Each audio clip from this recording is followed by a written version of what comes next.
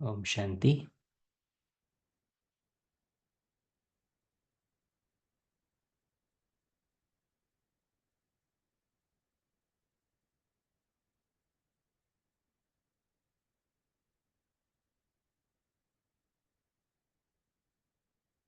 तो आज की अव्यक्त मुरली सुनते हैं। तारीख है 11 मार्च 81 और मुरली का टाइटल है सफलता के दो मुख्य आधार। चाहे सेवा में सफलता चाहिए, चाहे लौकिक जीवन में सफलता चाहिए, उसके दो मुख्य आधार। तो बाबा कहता आज खुदा दोस्त अपने बच्चों से फ्रेंड के रूप में मिल रहे हैं। एक खुदा दोस्त के कितने फ्रेंड्स होंगे? वैसे सदगुरु भी है, शिक्षक भी है, सर्व संबंध निभाने वाले हैं। तो आप सबको सबसे ज्यादा प्यारा संबंध कौन सा लगता है? सभी चेक करें एक सेकंड। कौन सा संबंध है जो मुझे सबसे प्यारा लगता है? किसी को दोस्त का अच्छा लगता, किसी को पिता का, किसी को माँ का, किसी को बच्चे का, किसी को साजन का, किसी को शिक्षक का, किसी को सदगुरु का। क्योंकि एक ही बाप के साथ अलग अलग संबंध है ना। तो किसी किसी का कोई संबंध फेवरेट हो सकता है। लेकिन आज बाबा विशेष कौन से संबंध से मिल रहा है? फ्रेंड्स के रूप में। तो फ्रेंड की विशेषता क्या रहती है? फ्रेंड्स इक्वल रहते हैं। फ्रेंड में कोई बड़ा छोटा नहीं रहता है। और इसलिए जो मन में आए हम उससे बात कर सकते हैं। इसलिए बाबा भी आज कैसे आया? बाबा के सामने डबल फॉरेनर से आज। तो बाबा भी फ्रेंड के रूप में, खुदा दोस्त। तो बाबा कहता किसी को टीचर अच्छा लगता, किसी को साजन अच्छा लगता, किसी को फ्रेंड अच्छा लगता है, लेकिन है तो एक ही ना। इसीलिए एक से कोई भी संबंध निभाने से सर्व प्राप्ति हो ही जाएगी। यही एक जादूगरी है। हम्म। दादी गुलजार हमेशा कहती थी संगम युग का वर्षा क्या है कि कोई भी संबंध जो हमें चाहिए वो संबंध बाबा के साथ अनुभव करना, भगवान के साथ अनुभव करना, यही संगम युग का वर्षा है। तो बाबा भी वही कह रहे हैं ना, ये जादूगरी है। एक आत्मा के साथ सभी संबंध। तो जो एक से ही जो चाहो वो संबंध निभा सकते हो। और कहाँ जाने की आवश्यकता ही नहीं।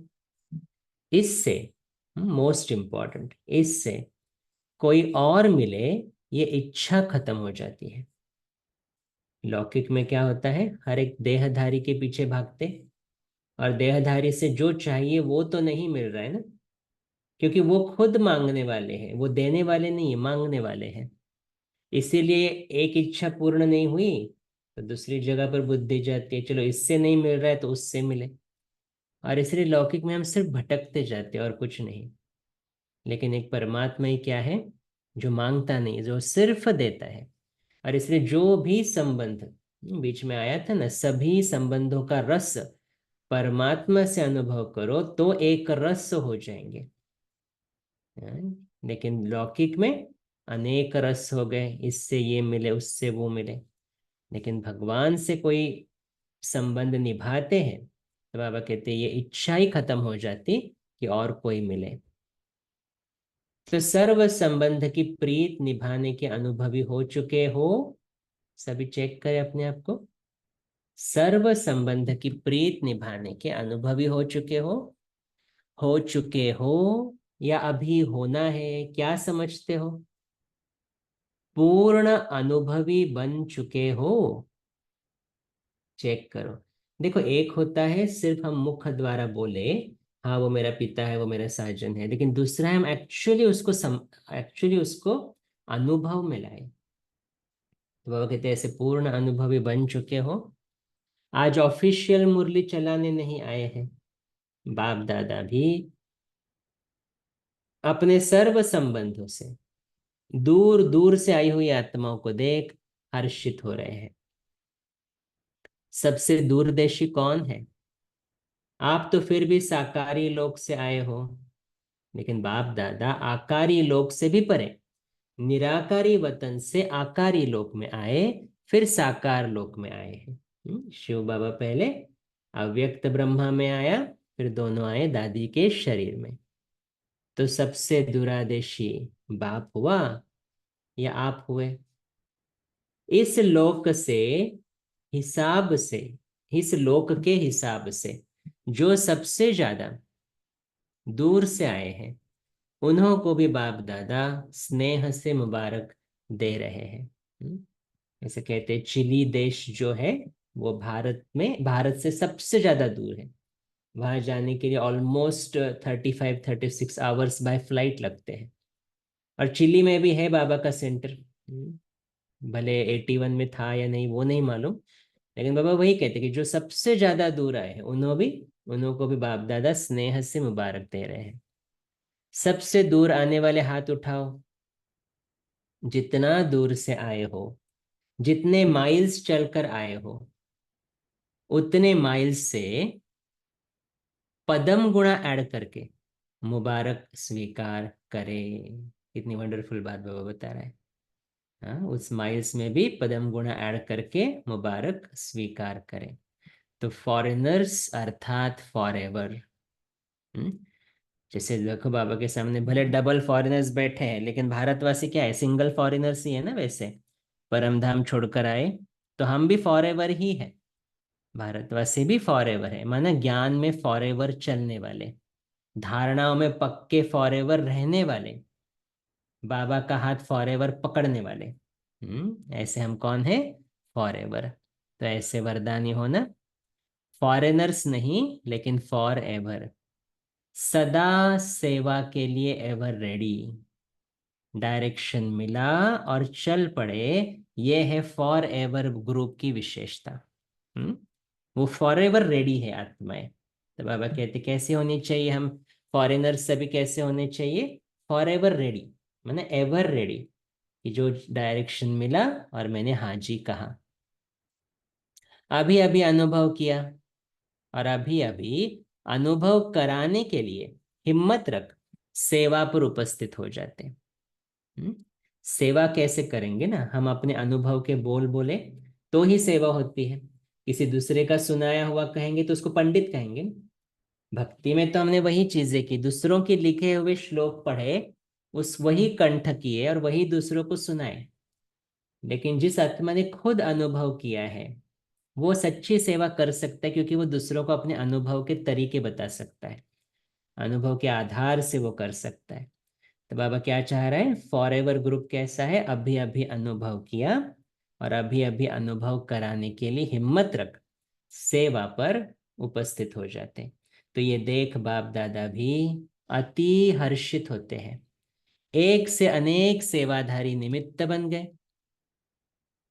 सेवा की सफलता के विशेष दो आधार हैं, वो जानते हो। हम्म, अभी 1 सेकंड, 1 मिनट हम ब्रेक लें और अपने अपने अंदर थोड़ा उत्तर दे इसका। सेवा की सफलता के कौन कौन से आधार हैं? वैसे मुरली में तो बाबा बता रहा है, लेकिन जस्ट कुछ सेकंड हम साइलेंस में बैठे, अपने लिए थोड़ा चर्निंग करें, फिर बाबा का उत्तर भी सुनेंगे।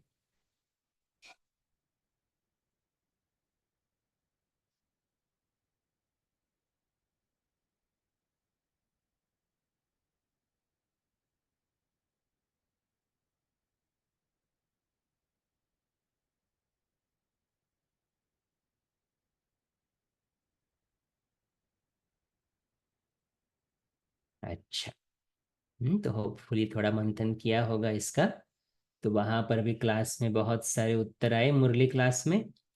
तो फिर बाबा कहता है सबके उत्तर अपने अनुभव के हिसाब से बहुत राइट है। तो वैसे सेवा में व स्वयं की चढ़ती कला में सफलता का मुख्य आधार कौन सा है? एक बाप से अटूट प्यार। हम्म?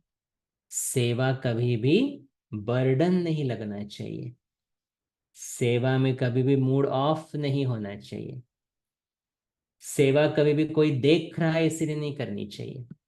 तो कैसे करेंगे सेवा? अगर बाबा से प्यार है तो मेहनत नहीं, फिर मोहब्बत में सेवा है। तो क्या है पहला कारण, पहला आधार? एक बाप से अटूट प्यार।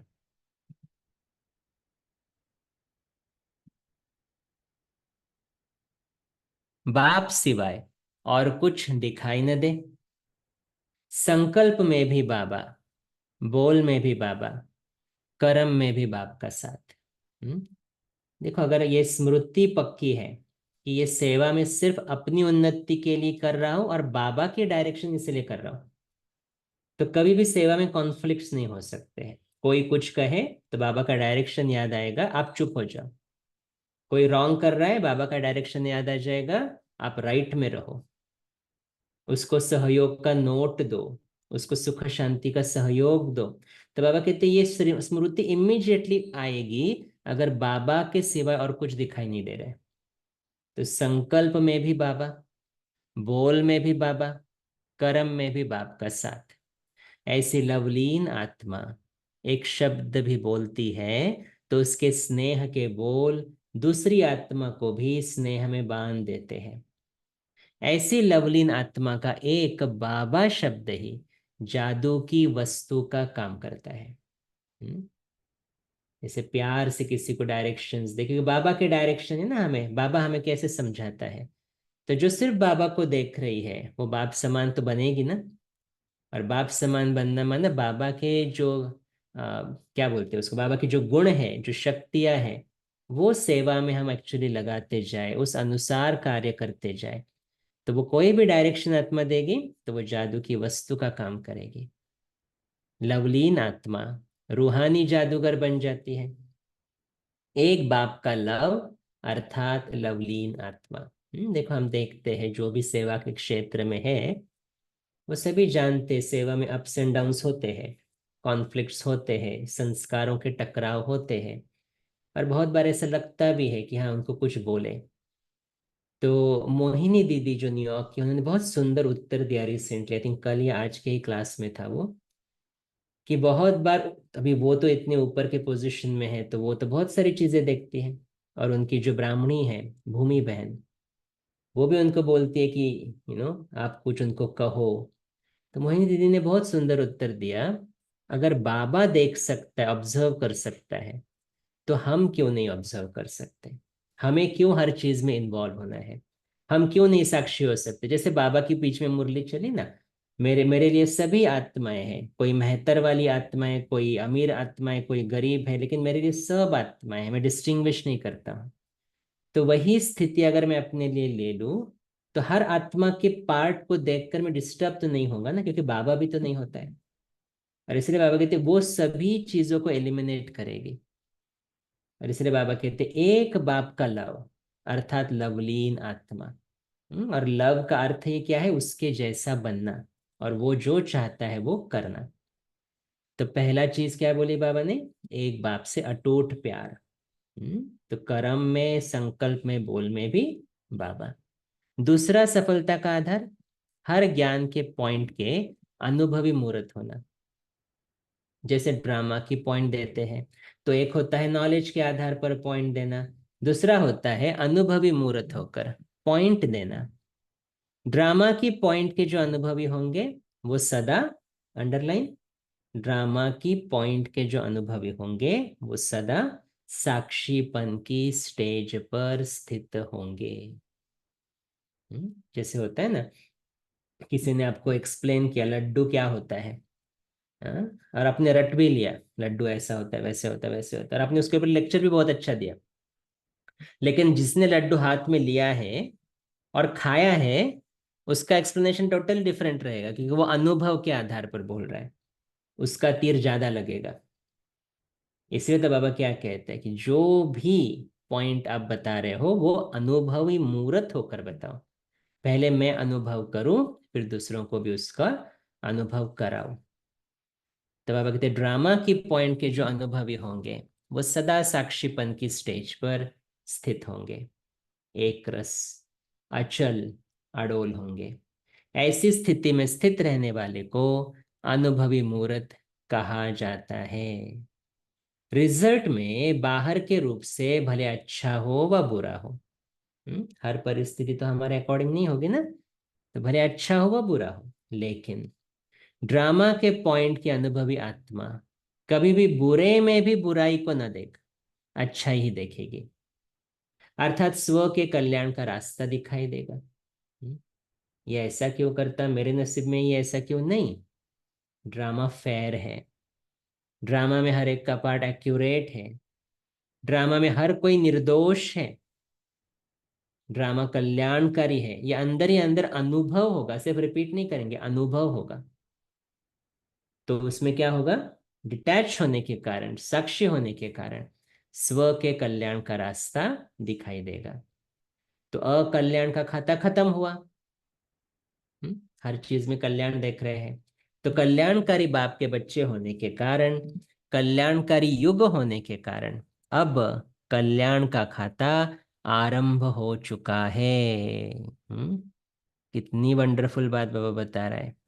कल्याणकारी बाप के बच्चे होने के कारण, कल्याणकारी युग होने के कारण अब कल्याण का खाता आरंभ हो चुका है, माना हमारा भी अकल्याण बिल्कुल भी नहीं हो सकता। रविवार को बाबा ने इसलिए कहा ना, कौन है, किसने आपकी जन्म पत्री लिखी है, लकीएस्ट कौन है, वो हम बच्चे हैं, क्योंकि स्वयं भगवान ने जन्म पत्री लिखी है, तो उसमें कल्याण ही कल्याण है। तो इस नॉलेज और अनुभव की अथॉरिटी से सदा अचल रहेंगे। अगर गिनती करो तो आपके पास कितने प्रकार की अथॉरिटीज हैं, और आत्माओं के पास एक दो अथॉरिटी होगी। किसी को साइंस की, किसी को शास्त्र की, किसी को डॉक्टरी के नॉलेज की, किसी को इंजीनियरिंग की नॉलेज की अथॉरिटी होगी। आपके पास कौन सी अथॉरिटी है? मास्टर सर्वशक्तिवान कहते हैं ना हम अपने आप को, तो उसको इंग्लिश में कहते हैं master all mighty authority. All mites, all powers, ये अथॉरिटी। तो बाबा कहते हैं आपको कौन सी अथॉरिटी है, लिस्ट निकालो, तो बहुत लंबी लिस्ट हो जाएगी। सुबह बाबा ने बताया दुखों की लिस्ट निकालो 101। अभी बाबा और एक होमवर्क क्या दे रहा है, अथॉरिटी कौन सी है उसकी लिस्ट निकालो, तो बहुत लंबी लिस्ट हो जाएगी। सबसे पहली अथॉरिटी वर्ल्ड ऑल माइटी आपका हो गया। तो वर्ल्ड ऑल माइटी की अथॉरिटी, तो जब वर्ल्ड ऑल माइटी बाप आपका हो गया, तो वर्ल्ड की जो भी अथॉरिटीज है वो आपकी हो गई। ऐसी लिस्ट निकालो। स्वयं भगवान ही तो मेरा बन गया है ना अभी। हाँ, नोट छपाने की मशीन ही मेरी बन गई, अभी छपाओ जितना छपाना है। हाँ, तो सभी अथॉरिटीज मेरे हो गए, तो अगर ऐसी लिस्ट निकालो। वर्ल्ड के आदि मध्य अंत के नॉलेज की अथॉरिटी, ये तो है ना हमारे पास, हमें सब नॉलेज मिल गया है, दुनिया में तो ये नॉलेज भी नहीं है। जिस नॉलेज के यादगार शास्त्र, बाइबल व कुरान आदि सब है। इसीलिए गीता ज्ञान को सर्वशास्त्र व बुक्स का माई बाप कहते हैं, शिरोमणि कहा जाता है। तो डायरेक्ट गीता कौन सुन रहा है? कितना भाग्य हमारा। कौन सुन रहा है डायरेक्ट गीता? हम बच्चे डायरेक्ट भगवान से सुन रहे हैं, तो अथॉरिटी हो गए ना। अच्छा, ओम शांति। चलो 1 मिनट साइलेंस, और उसके बाद पॉइंट शेयर करेंगे।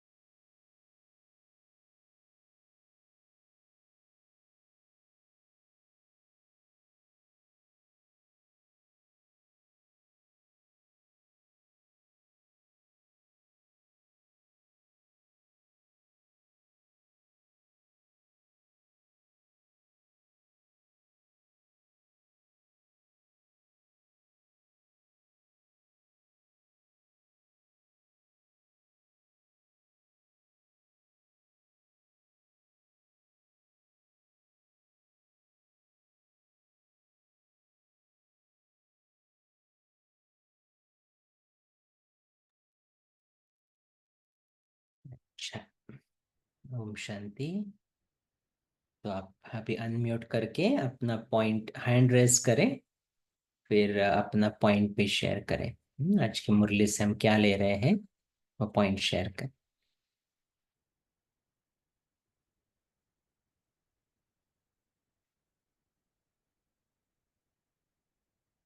दीप्ति बहन। जी, ओम शांति। ये पॉइंट बहुत अच्छा लगा। बाबा ने कहा कि अगर तुम ड्रामा के पॉइंट के अनुभवी हो तो तुम हमेशा साक्षी हो, अचल और अडोल हो, अनुभवी मूर्त हो। तो अगर बाहर से लगता है कि कुछ अच्छा नहीं भी हो रहा तो भी उसमें कल्याण छिपा हुआ है, क्योंकि वो परिस्थिति आई है हमको एक हाई जंप देने के लिए। तो बाहर से लगता है कि परिस्थिति अच्छी नहीं है, ये गलत हो रहा है, लेकिन वो हमें आगे मूव करने के लिए आई है, हमें उसमें से जंप कराने के लिए आई है। तो इसीलिए फिर हम किसी भी चीज में व्यर्थ नहीं करेंगे, कहीं पे भी अकाउंट नहीं क्रिएट करेंगे, उसको हम बहुत सहज तरीके से पार करेंगे, एकदम अचल अडोल अपनी स्थिति को रखते हुए। ओम शांति। ओके, अश्विनी बहन।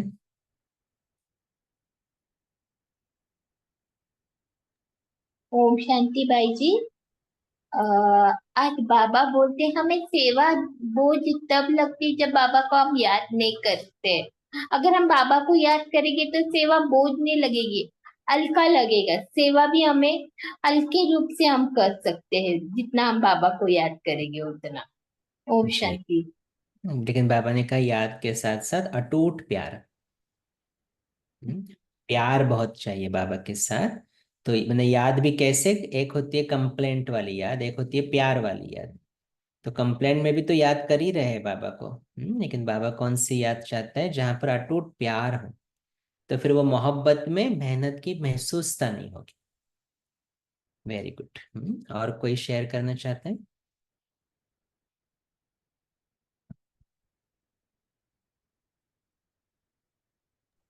ओम शांति। ओम शांति। हाँ, मैं तो सुबह का मुरली का अभी का सुना नहीं, सुबह का मुरली का पॉइंट सुनाती, सुनो। ठीक है, ये इस मुरली का भी सुना है, सुबह का भी सुना है कि पॉइंट? नहीं, मैं सुना नहीं है, वो अभी ज्वाइन हुई है ना। अच्छा। मुरली ओके। सुनी नहीं तो झूठा कैसा, भगवान को झूठा कैसा ओके, बोले। ठीक है, फिर ठीक है। इसके लिए सुबह का फिर मुरली का सुना, सुनाती हूँ। हाँ, सुनाइए। सुबह का मुरली का सुनाती हूँ। पहला अपने को ज्ञान अपने में समाना, जो बाबा देते हैं ना मुरली में, वो सब खुद में समाना और समा के दूसरों को देना। अगर ठीक। मैं खुद के अंदर नहीं समाती और दूसरे को मुझे देना नहीं आता है, तो बाबा कहते हैं पद क्या मिलेगा तुम्हें सतयुग में। तो तुम्हें राजा बच्चा बनना है तो पहला वो समझानी भी आनी चाहिए ना।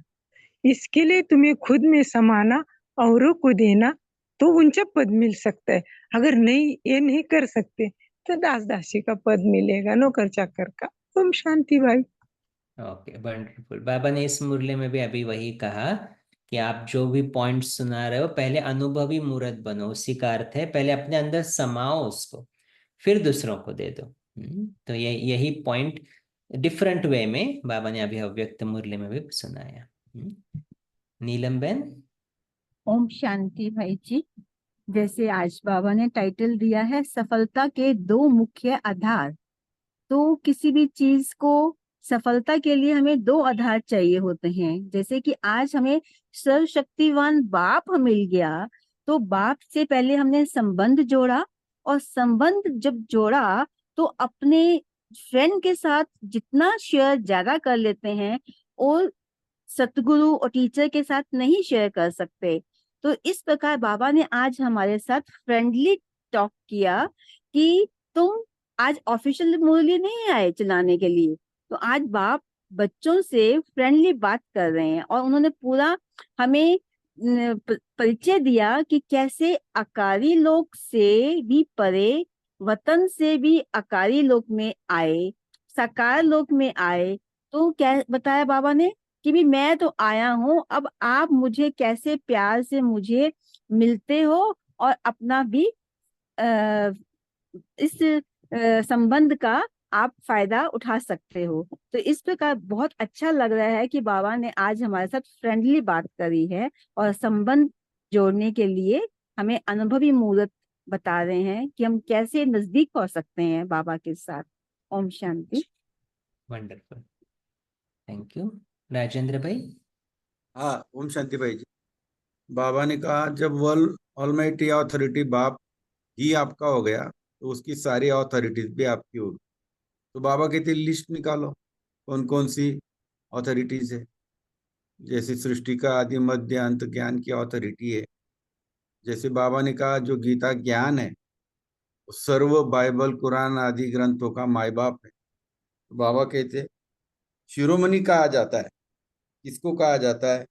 जो डायरेक्ट गीता ज्ञान सुना रहा है। तो बाबा कहते ऐसे बाप की आप संतान हो तो तुम्हें नाज भी होना चाहिए और एक एक बात को सुन के समझ के धारण भी करना है। ओम शांति। ओके, राकेश भाई। ओम शांति भाई जी।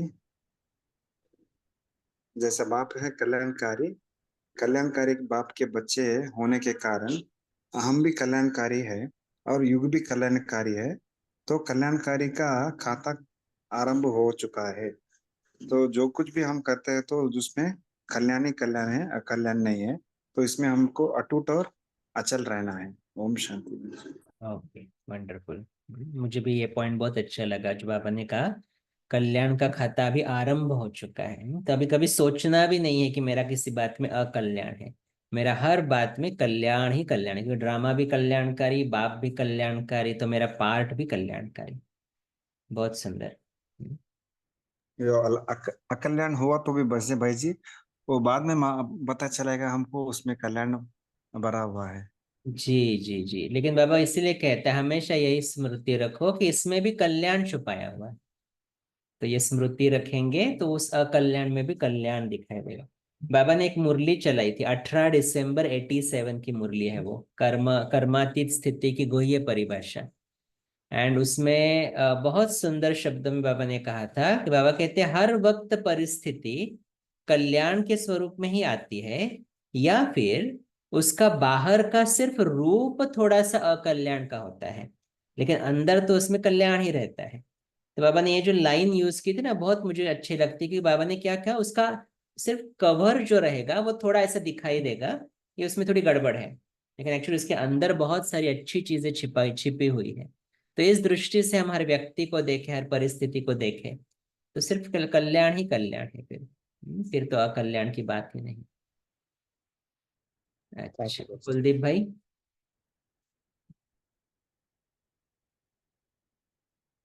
कुलदीप भाई जी, आप अनम्यूट कर सकते हैं। ओम शांति भाई जी। ये आज की मुरली में ये बहुत अच्छा पॉइंट लगा कि ये जो ड्रामा चल रहा है इसमें हर आत्मा निर्दोष है।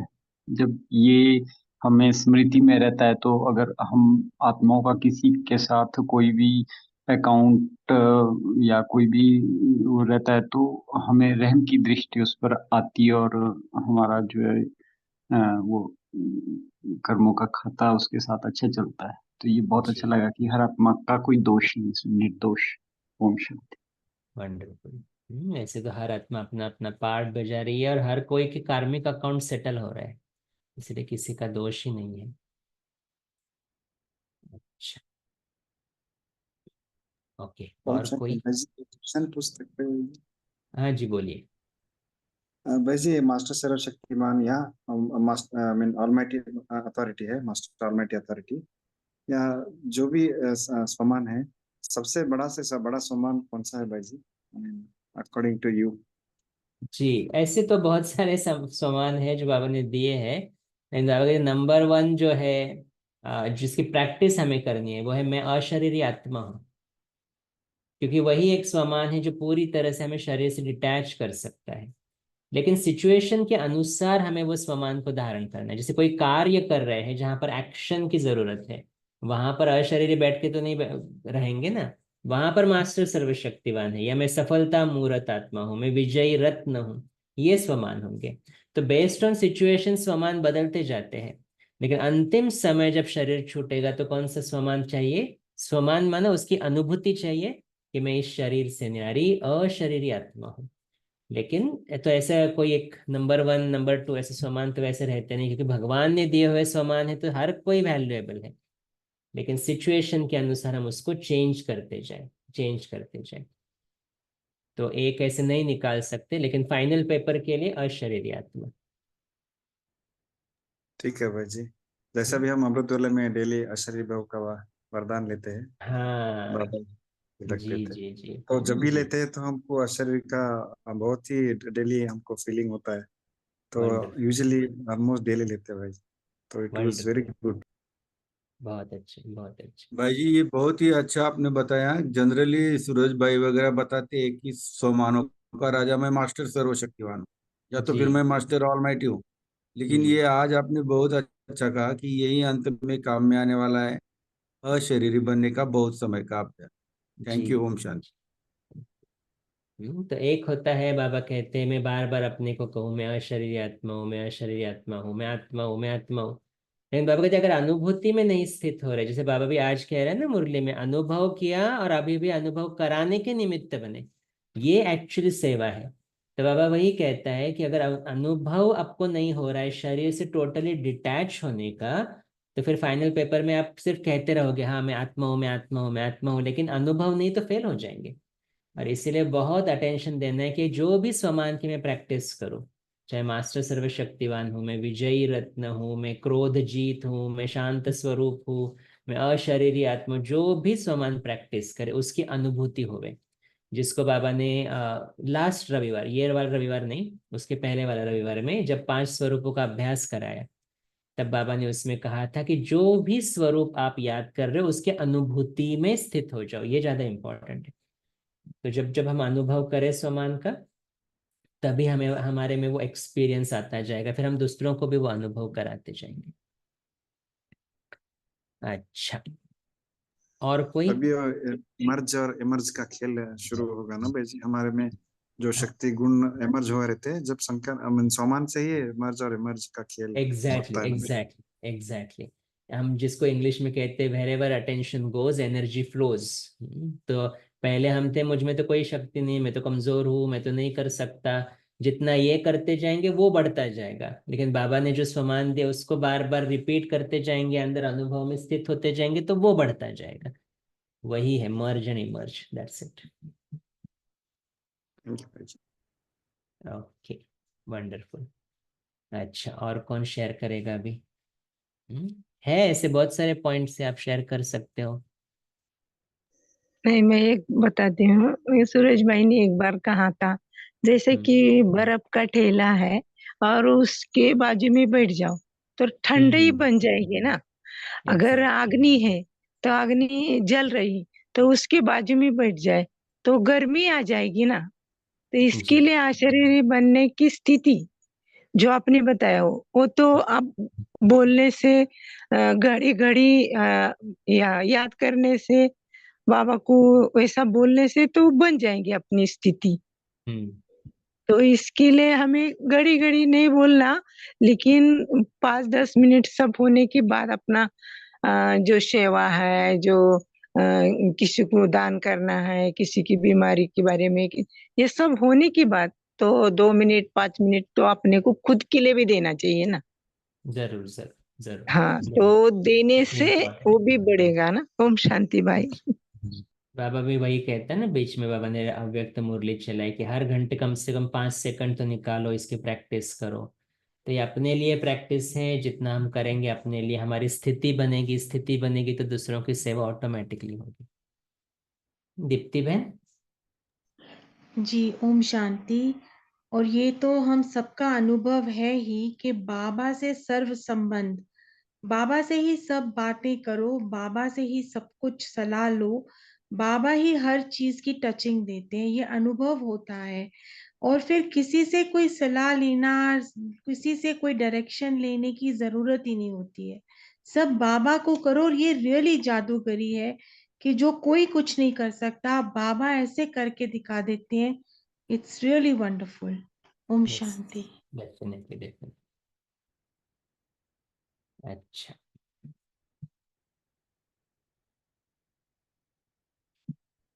अभी भी 10 मिनट है। और किसी को कोई अनुभव शेयर करना है बाबा के संबंधों के साथ या और कुछ? वंदना बहन। ओम शांति बा।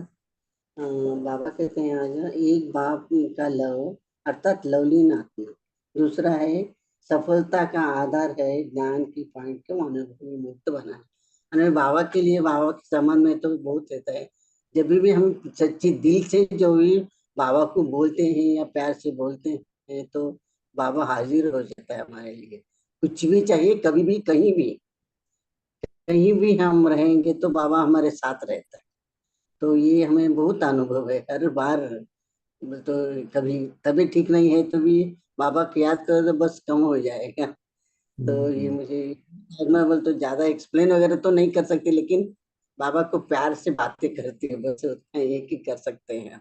ओम शांति वही भाई। इम्पोर्टेंट है। वही इम्पोर्टेंट है, अपना ओम अनुभव शांति। ही वही सबसे ज्यादा इम्पोर्टेंट है। ये नहीं है, ओम लेकिन शांति। प्यार से बाबा से बात करते हैं। ओम शांति। जी जी, ओम वंडरफुल, शांति थैंक यू। भाई जी, मेरा भी एक अनुभव मैं कहना चाहती हूँ। जरूर, आप अपना अम, नाम बताएंगे? आपका नाम मेरा नहीं आ नाम मेरा नाम संध्या रमेश है। ओके मैं बेंगलोर की हूँ, लेकिन अभी अमेरिका में हूँ। ओके। मैं फर्स्ट एक क्वेश्चन है मेरा कि पहले मैं अपना अनुभव बताती थी। जब भी मैं रेगुलरली क्या बोलते हैं मुरली पढ़ती हूँ और अमृतवेला योग करती हूँ, अमृतवेला नहीं तो भी दिन भर में योग करती रहती हूँ, तो मतलब डिसिप्लिन रहती हूँ।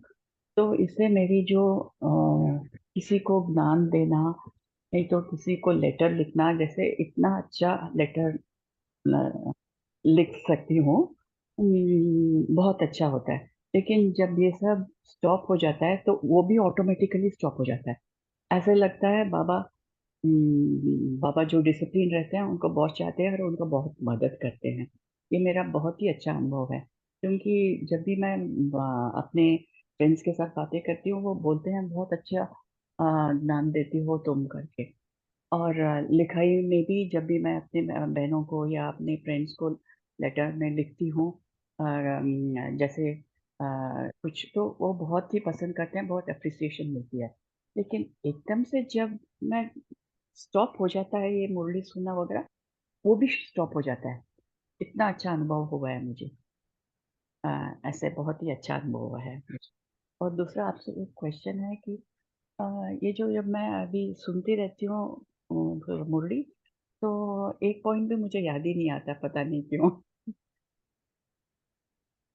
कुछ बोलने के लिए एक पॉइंट भी याद अच्छा, नहीं आता।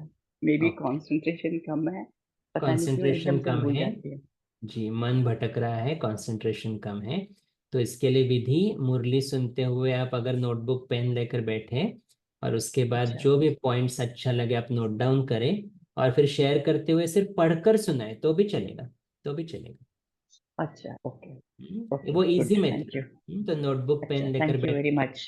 जी, यस, दो तीन रियली गुड पॉइंट्स आप आइडिया। नोट डाउन करें। हाँ, और सिर्फ पढ़कर, जो क्या होगा ना, जैसे पढ़कर आप सुनाएंगे, एक तो लिखते वक्त थोड़ा अटेंशन बढ़ेगा क्योंकि आप लिख रहे हो, हाँ, और दूसरे वक्त जब अच्छा, आप पढ़ोगे ना वो पॉइंट, तो उस वक्त क्या होगा, वो हाँ, संस्कार बनता जाएगा। अच्छा, क्योंकि पढ़ रहे हैं ओके ना तो आत्मा में रिकॉर्डिंग होगा उसका। Okay, subconscious mind. Thank you very much. Okay, thank you. अच्छा, अभी किस, हाँ, सौम्या बहन। जी भाई जी, ओम शांति। बाबा कहते हैं कि ये जो हमारा गीता का ज्ञान है, जो डायरेक्ट हम बाबा से सुन रहे हैं, ये वर्ल्ड की सबसे बड़ी, विद गॉडली यूनिवर्सिटी के हम स्टूडेंट्स हैं, तो क्यों नहीं हमारे पास ये ज्ञान होगा। तो बाबा ने इसके साथ कंपेयर भी किया है कि ये जो सारे शास्त्र हैं या बाइबल है, कुरान है, सबका आधार ही यही है। तो मैं याद करती हूँ भक्ति में हम रामायण के बहुत ज्यादा पाठ करते थे, सुबह रामायण एंड रात में अंत में रामायण के साथ ही सारा।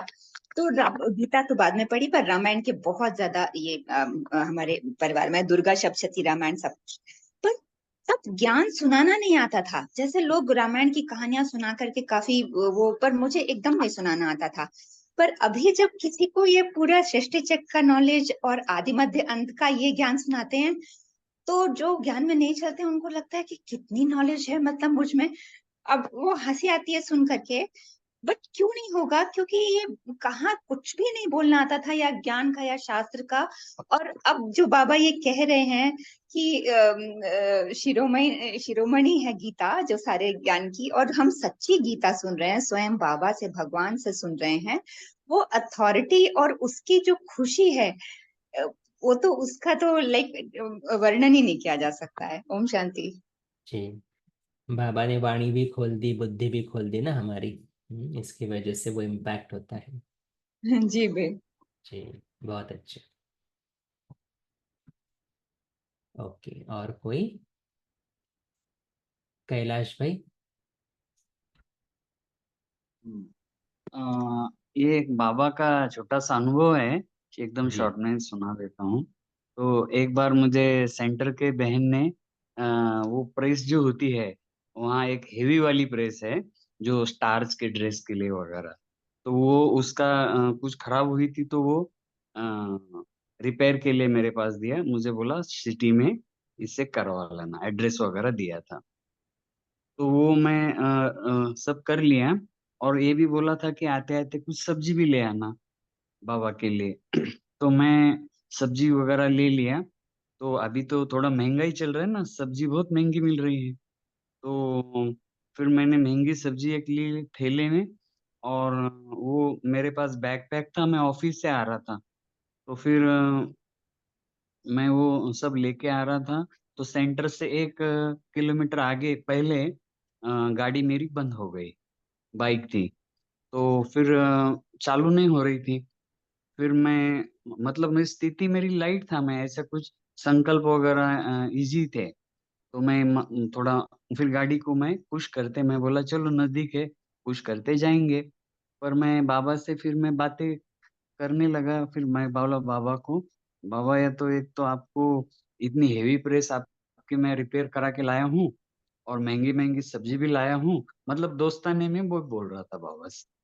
और आप तो मुझे अभी एडिशनल ड्यूटी दी है गाड़ी भी ढकेलने की। तो मैं थोड़ा हंसी मजाक में बाबा को बोल रहा था। तो फिर क्या हुआ ना, कि एक भाई जा रहा था, वो उसने गाड़ी रोक दी। वो मेरे को बोला क्या हो गया? तो मैंने कहा यार गाड़ी तो शुरू नहीं हो रही है। तो उसने बोला पेट्रोल है क्या? मैं बोला पेट्रोल तो है। उसने उसका ढक्कन खोला, और बोला कि कभी कभी एयर पकड़ लेता है, फिर ढक्कन उसने लगा दिया, तो तुरंत गाड़ी स्टार्ट हो गई। तो फिर मैं हंसने लगा अंदर ही मन में। वो तो चला गया भाई, तो मैं बाबा को याद करते हुए हंसने लगा। तो मुझे बड़ी खुशी हुई कि देखो बाबा, छोटी भी कुछ सरकमटांस आ जाती है, और हम सहज रीति से भी बाबा को याद करते तो वो हाजिर हो जाता है। ओम शांति। एग्जैक्टली, बहुत अच्छे, बहुत अच्छे। तो दिल से बाबा के साथ रहो, बाबा से बातें करो, तो बाबा तो हाजिर है मदद करने के लिए, बंधा हुआ है जो बाबा कहते हैं। जी जी जी। बहुत अच्छे। पोल लॉन्च कीजिए भाई जी। हाँ जी। पोल लॉन्च, पोल। हाँ हाँ, वो होस्ट करेंगे ना, पोल लॉन्च करना है। हाँ।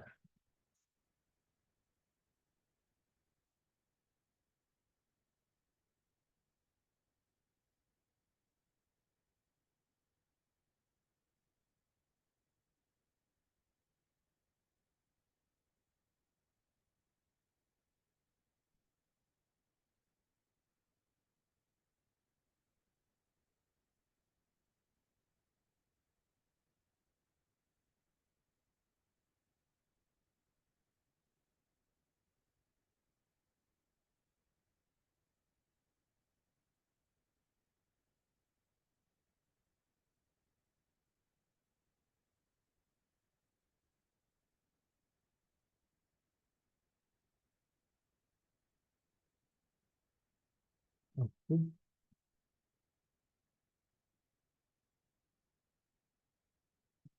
अच्छा, तो अभी होमवर्क करेंगे।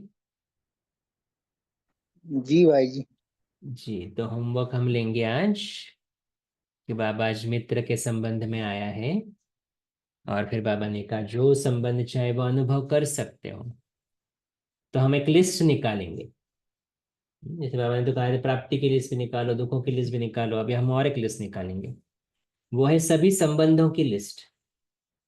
तो जो भी आपको अच्छे लगते हैं संबंध, 5-10 संबंध जो भी है, जो भी आपको अच्छे लगते हैं, उसकी लिस्ट निकालो और हर संबंध के आगे उससे क्या प्राप्ति है वो लिखना है कि पिता के संबंध से मुझे क्या प्राप्ति होती है, फिर माँ के संबंध से मुझे क्या प्राप्ति है, भगवान मेरा बच्चा है तो मुझे क्या प्राप्ति मिलती है उससे, वो मेरा दोस्त है तो मुझे क्या प्राप्ति मिलती है, वो मेरा साजन है, जो भी है, तो उससे प्राप्ति क्या, ये लिस्ट निकालनी है। तो ये नोटबुक में लिखना है संबंध और उसकी प्राप्ति। मे बी 2-3 प्राप्तियां होंगी, ज्यादा होंगी, कम होंगी, जो भी आपको, थोड़ा मंथन के लिए एक्सरसाइज है और कुछ नहीं। थोड़ा मनन चिंतन चले, क्योंकि हम बहुत बार कहते रहते हैं हाँ वो मेरा ये है वो है वो है, लेकिन एक्चुअली अनुभूति होने के लिए प्राप्तियों की लिस्ट निकालें। अच्छा, ओम शांति। भैया, ओम शांति भैया, इसको हाँ, थोड़ा सा एक्सप्लेन कीजिए ना कि कैसे करके लिखना है। तो अभी पिता के संबंध से मुझे क्या मिलता है, एक तो है वर्षा मिलता है, दूसरे क्या मिलता है, सुरक्षा मिलती है। एक पिता, लौकिक पिता से कंपेयर करो ना क्या क्या मिलता है, तो फिर उसी को कन्वर्ट करो भगवान से क्या मिलता है, फिर हमें अनुभव होगा कि क्या मैंने उसको अनुभव किया है या नहीं उस संबंध को। जैसे माँ से क्या मिलता है, प्यार मिलता है, अनकंडीशनल लव। फिर हम चेक कर सकते कि यहाँ पर मुझे अनकंडीशनल लव कोई भी नहीं कर सकता है सिवाय भगवान के। तो क्या मैंने वो अनकंडीशनल लव का अनुभव किया है, निस्वार्थ स्नेह का अनुभव किया है। माँ हमेशा एक ममता देती है, हमेशा अवेलेबल रहती है अपने बच्चे के लिए, तो वो अवेलेबिलिटी का एक गुण है। तो ऐसे हर एक संबंध से हम लिखे क्या क्या प्राप्तियां है। दोस्त के लिए क्या है, मैं अपने जो भी मन में बात है ना मैं शेयर कर सकता हूँ उसके साथ, तो वो एक प्राप्ति ही है ना। यहाँ पर सुनने वाला मेरी कोई नहीं है, लेकिन वो हमेशा सुनता है मेरी बात, क्योंकि हम इक्वल्स हैं। मैं उसके जैसा, वो मेरे जैसा, हम दोस्त हैं, तो दोस्त के साथ तो कुछ भी बातें कर सकते हैं। दोस्त से तो अकेलापन नहीं होता है, वो भी एक प्राप्ति है। तो ऐसे अलग अलग प्राप्ति आप थोड़ा सोचो हर संबंध में, और फिर भगवान से वो क्या क्या मिल रहा है वो नोटबुक में नोट डाउन करो। ठीक है, ठीक है, थैंक यू भैया। ओके। अच्छा, चलो अभी 2 मिनट साइलेंस में बैठेंगे, योग करेंगे।